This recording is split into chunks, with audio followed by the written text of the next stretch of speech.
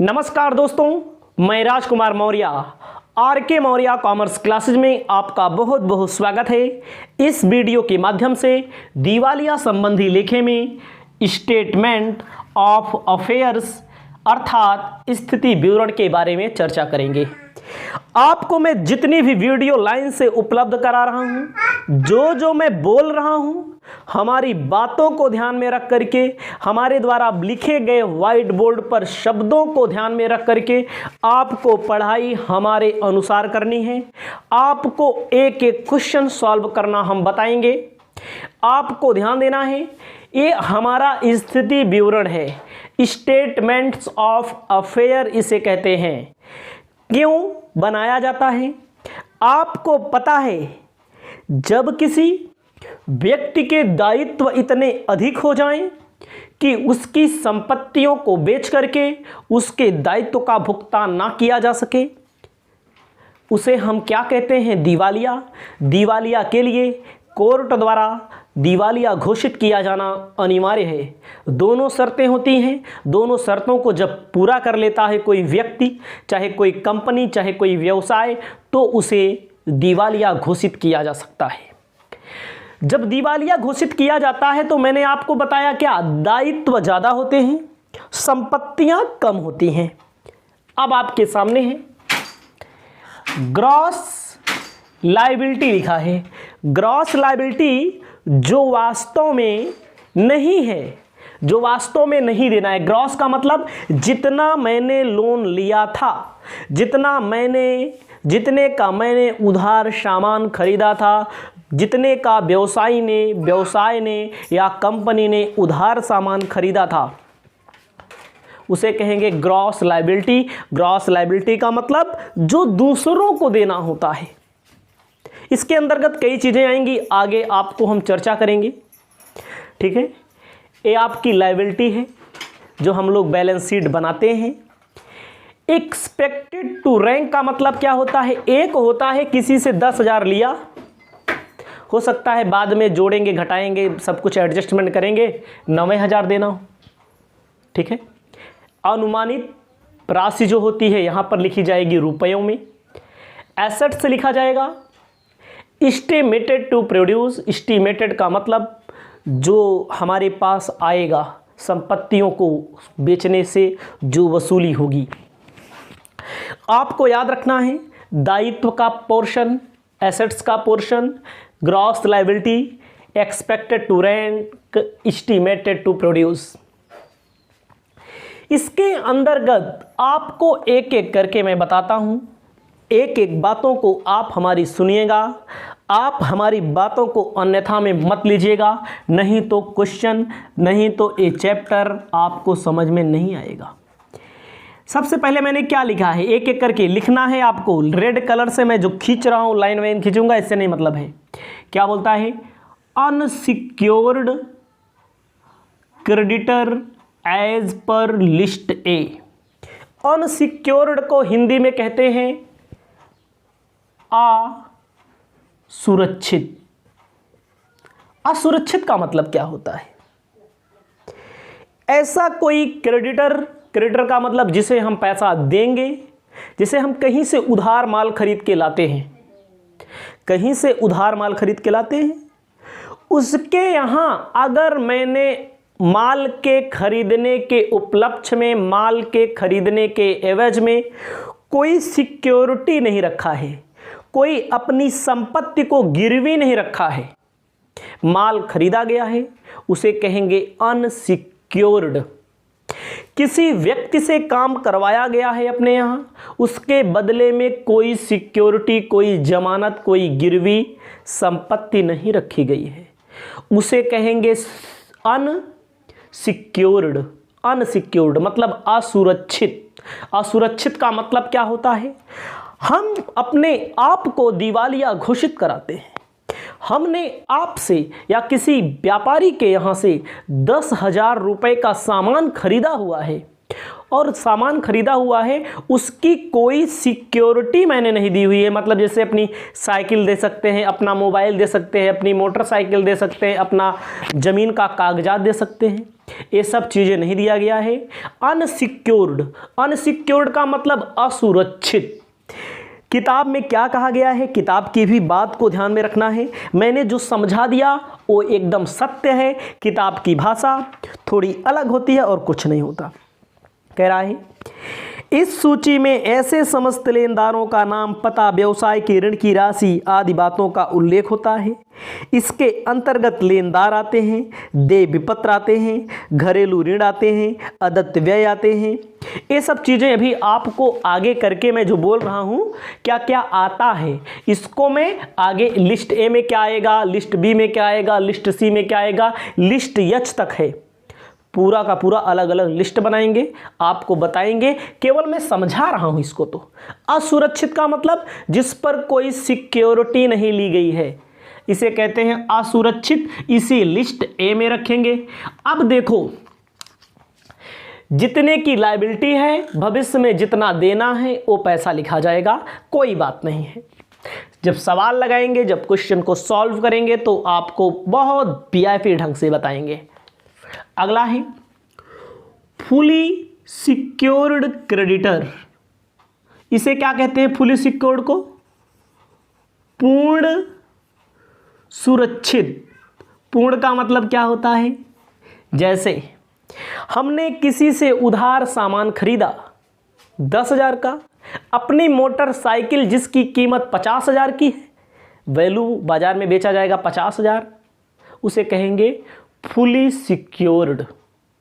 हमने आपसे पैसा लिया, जो आप हमारी वीडियो जो भी स्टूडेंट देख रहे हो, जो भी देख रहे हो, मैंने आपसे लिया 10,000 रुपये का लोन, या मैंने किसी व्यापारी के यहाँ खरीदा 10,000 रुपये की संपत्ति, 10,000 रुपये की संपत्ति मैंने खरीदा, यहां लिख दे रहे हैं हम 10,000 की संपत्ति मैंने खरीदा, लेकिन 10,000 की संपत्ति के बदले में 12,000 रुपए की मैंने अपनी मोटरसाइकिल रख दी ना, मोटरसाइकिल रख दी। 12 क्या 14,000 की रख सकते हैं, 40,000 की रख सकते हैं, जो जैसा होता है वैसे ले लेते हैं। इसे कहते हैं फुली सिक्योर्ड, पूर्ण सुरक्षित। इसमें पैसा डूबने की आशा नहीं होती है जिससे आपने लोन लिया है। पूर्णतः सुरक्षित का मतलब समझ लीजिए। असुरक्षित का मतलब 1 रुपए की सिक्योरिटी नहीं रखी गई है। पूर्णतः सुरक्षित का मतलब होता है लोन लिया कम का, संपत्ति रख दिया ज्यादा का, इसे कहते हैं पूर्णतः सुरक्षित। अगला आपको ध्यान देना है, less amount carried to list C. अभी लिस्ट सी के बारे में चर्चा नहीं हुई है, अभी लिस्ट सी के बारे में चर्चा नहीं हुई है।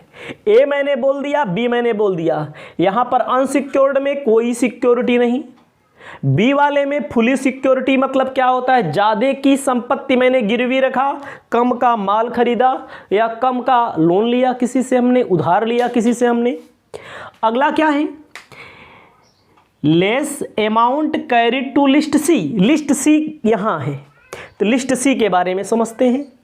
लिस्ट सी में कहा गया है partly secured creditor as per list C. Partly secured का मतलब क्या होता है? ये फुली सिक्योर्ड था, ये पार्टली का मतलब क्या होता है? पलट दो, लिया भैया 12,000 का लोन और संपत्ति दिया 10,000 का, इसे क्या कहेंगे? इसे कहेंगे पार्टली, पार्ट वाइज। मतलब कि लोन यहां पर ज्यादा लिया, संपत्ति कम की रखा, यहां पर लोन कम का लिया, संपत्ति ज्यादा रखा। असुरक्षित में कोई सिक्योरिटी नहीं, पूर्ण में ज्यादा की संपत्ति रखेंगे, कम का लोन लेंगे। पार्टली में क्या होगा? ज्यादा का लोन लेंगे, कम की संपत्ति रखेंगे।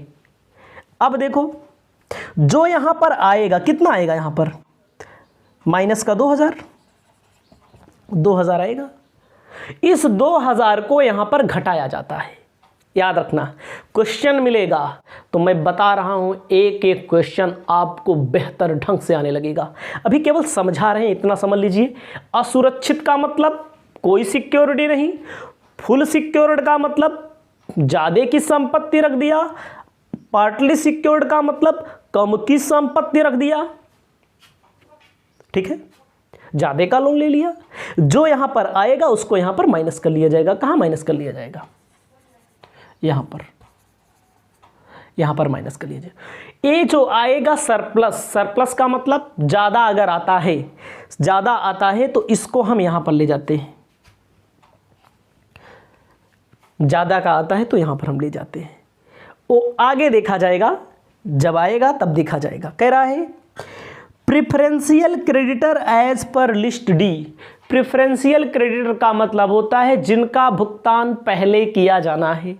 मैंने आपको अंतर के माध्यम से बताया था कि सरकार को कोई टैक्स देना है, स्थानीय सरकार, केंद्रीय सरकार और राज्य सरकार को संभावित वैधानिक दायित्व देना है, ठीक है, क्लर्क को देना है, मजदूर को देना है, भूमि का किराया देना है, तो उसे लिस्ट डी में रखा जाएगा। ए में ऐसी कोई एसेट, ऐसा कोई लोन जिस पर कोई सिक्योरिटी ना हो, बी में फुली सिक्योरिटी हो, सी में पार्टली सिक्योरिटी हो, डी में जिसका पैसा पहले भुगतान किया जाना हो, उसे बोलते हैं preferential creditor as per list D. अब बात आती है एसेट्स की। अब देखो ये लायबिलिटी का पूरा मामला हो गया हमारा।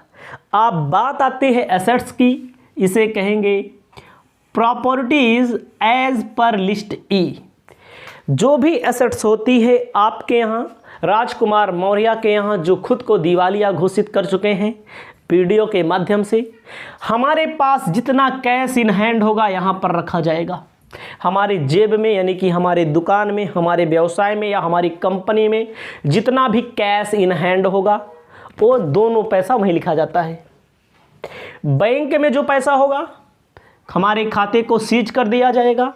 हमारे खाते को जब सीज किया जाएगा, जो भी पैसा निकाला जाएगा वो पैसा यहाँ पर लिख दिया जाएगा। इन दोनों में बराबर अमाउंट होते हैं। अब आगे ध्यान दीजिए, अगर मैंने कैश डिपॉजिट किया हुआ है सोलिसिटर ऑफ कॉस्ट पिटीशन के लिए, अगर मैंने कहीं पर अपना पैसा डिपॉजिट किया हुआ है, एफडी किया हुआ है, उस पैसे को यहाँ लिख दिया जाएगा। हमारे व्यवसाय में मशीनरी एवं प्लांट है, मशीनरी एवं प्लांट की एक कीमत जो बुक वैल्यू है यहाँ पर लिखी जाएगी, जितनी की बेची जाएगी, जितना वसूल होगा। मान लीजिए मशीन 12,000 की बेचेंगे तो 8,000 रुपया आया, तो 12 यहाँ लिखेंगे, 8 यहाँ लिखेंगे। इन्वेस्टमेंट मान लीजिए 15,000 रुपये का, इन्वेस्टमेंट को बेचेंगे तो 14,000 मिलेगा, तो 14,000 रुपया यहाँ लिखा जाएगा, 15,000 यहाँ लिखा जाएगा। लाइफ इंश्योरेंस पॉलिसी मान लीजिए हमारी 10,000 की है, लाइफ इंश्योरेंस पॉलिसी से 9,000 आ गया, तो जितने की है बुक वैल्यू उसको अंदर लिखेंगे, जो वास्तव में मिलेगा उसको बाहर लिखेंगे। फर्नीचर फिक्चर जितने की बुक वैल्यू अंदर लिखेंगे, जितने की मार्केट वैल्यू उसको बाहर लिखेंगे, जितने में बिकेगी यानी मार्केट वैल्यू। अदर कोई प्रॉपर्टी है जो इसके अंदर नहीं लिखी गई है, उसे कहाँ लिखा जाएगा? उसे लिखा जाएगा लिस्ट, यहाँ यहीं आगे करके लिख देंगे, क्वेश्चन मिलेगा तब आपको बताएंगे। ए हो गया, बी हो गया, सी हो गया, डी हो गया। डी तक होता है लायबिलिटी, ई से शुरू होता है एसेट्स। एसेट्स में यहां से यहां तक प्रॉपर्टी में आएगा। आगे ध्यान देना है, book debts as per list F. Book debts as per list F. Book debts किसे कहते हैं? बुक डेब्ट्स का मतलब क्या होता है? देनदार। देनदार का मतलब जिनको उधार माल बेचा, मैंने खरीदा तो यहां बुलाएगा, बेचा तो दूसरे को बेचा, वो लोग पैसा हमको देंगे। गुड मतलब कुछ लोग पूरा अच्छे होते हैं, गुड मतलब पूरा अच्छे होते हैं। 10,000 उनके यहाँ बाकी है, वो 10,000 पूरा दे देंगे, तो गुड वाले में लिखा जाएगा। डाउटफुल मतलब क्या होता है? डाउट का मतलब कुछ लोग पैसा कम देते हैं, 10,000 बकाया है तो 8,000 देंगे। बैड का मतलब बुरे होते हैं जो 1 रुपया नहीं देते हैं। देनदार को यहाँ लिखा जाएगा। देनदार को लिस्ट एफ के अंतर्गत रखा जाता है। देनदार का मतलब होता है उधार माल बेचा गया है। ठीक है। गुड का मतलब जो पूरा 100% ईमानदार हो। डाउटफुल मतलब जो कुछ परसेंट बेईमान भी हो, पैसा ना दें, किसी कारणवश नहीं दे सकते हैं। बैड का मतलब बुरा। बुरा मतलब क्या होता है? बुरा का मतलब होता है जो एकदम से बेईमान हो, पैसा नहीं देंगे, 100% नहीं देंगे। देखो उनके सामने कट्टम कुट लिखा है मैंने, इसका मतलब पैसा नहीं मिलेगा। Bills of exchange as per list G. Bills of exchange अगर कोई है तो उसको मैं लिस्ट जी के अंतर्गत रखूंगा। ठीक है। बिल्स ऑफ एक्सचेंज से जो पैसा वसूला जाता है, बिल्स रिसीवेबल से, इसमें ऐड किया जाएगा surplus from security fully secured creditor as per contra. जो यहाँ का पैसा है, यहाँ का पैसा क्या बोलते हैं, यहाँ पर कंट्रा का पैसा, इस पैसे को यहाँ पर सब जोड़ने के बाद यहीं पर जोड़ दिया जाएगा फुली सिक्योर्ड। भाई ज़्यादा की संपत्ति थी, घटाए जोड़े के बाद संपत्ति का दाम बचा हुआ है तो यहाँ पर लिख दिया जाएगा। लेस किया जाएगा जिसको पहले पैसा देना है। पहले का मतलब स्थानीय राज्य सरकार को, स्थानीय सरकार, राज्य सरकार, केंद्र सरकार को, इसको यहाँ पर लेस कर दिया जाएगा, कंट्रा के अंतर्गत आएगा। अब दोनों पक्षों को बराबर किया जाएगा। जब बराबर किया जाएगा तो देखो दायित्व तो ज़्यादा का रहेगा, संपत्ति कम की रहेगी। जो अंतर होगा उसे बोलेंगे deficiency as per list H. इसके ये बैलेंस हमारा निकल के आएगा, दोनों पक्षों को बराबर करेंगे तो। यहाँ तक पहुँचने में आपको अभी समय लगेगा।